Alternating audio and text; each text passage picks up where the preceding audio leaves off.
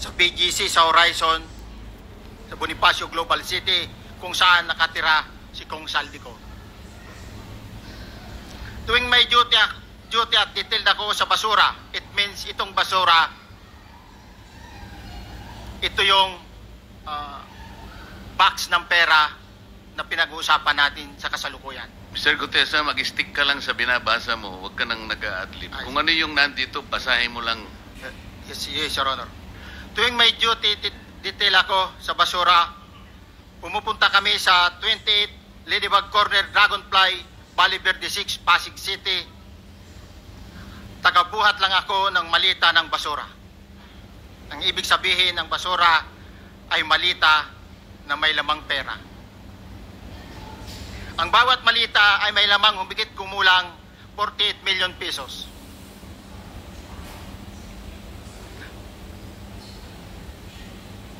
Ang bawat malita ay may push-it na nakadikit na nakasaad kung magkano ang laman ng bawat malita.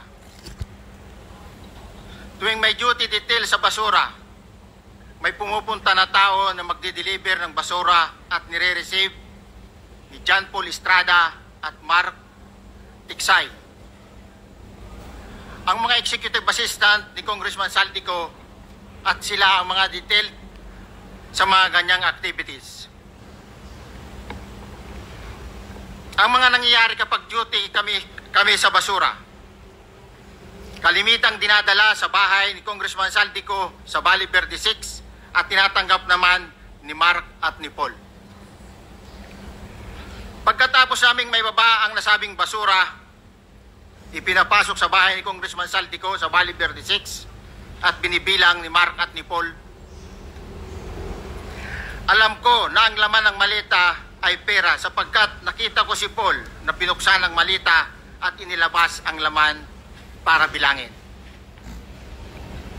Ang isang ehemplo na nagdala ng pera ay si Congressman Eric Yap ng AXIS Party List. 46 na malita ang dala niya sa bahay ni Congressman Saldico sa Valle Verde 6. Pagkatapos mabilang, isinakay namin sa mga sakyan patungo sa Horizon Residence sa Taguig at dumiretso kami sa basement upang may baba ang nasabing basura. Bago ibaba ang nasabing basura, ito Merong napuputol sa binabasa mo eh. Huwag kang magmadali. Huwag kang magmadali. naputol na. Ulitin mo yung paragraph 20. Wala na ako. Hindi ko makita na putol na siya.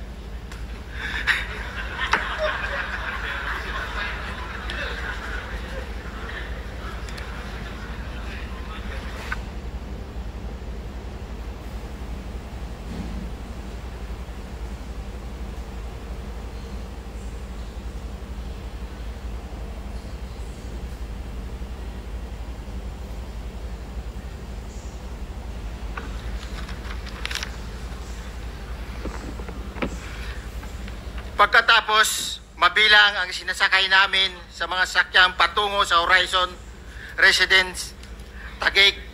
Pagdating sa Horizon Residence, dumidiretso kami sa basement upang maibaba ang nasabing basura at dalhin sa unit ni Congressman Saldico sa 56th floor sa nasabing lugar kung saan siya nakatira.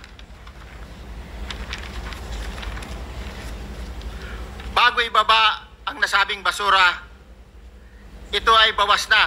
Halimbawa, nag-akyat kami ng 46 na malita.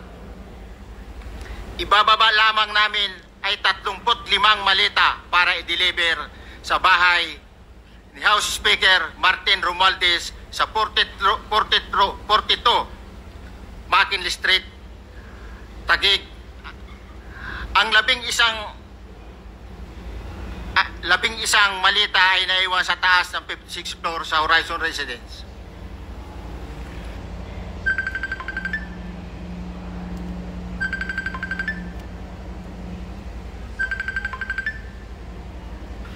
Humigit kumulang 3 beses ako mismo ang nag-deliver ng basura sa bahay ni Congressman Saldico sa Horizon resident at sa mga bahay ni Speaker Romualdez sa 42 Mackenzie Street, Taguig.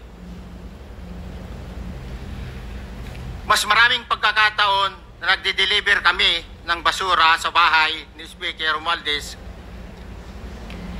at sa bahay ni Congressman Saldico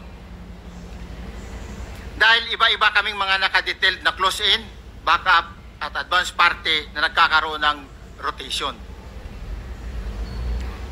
Sa huli, ako po ay nagnanais na mapasailalim sa witness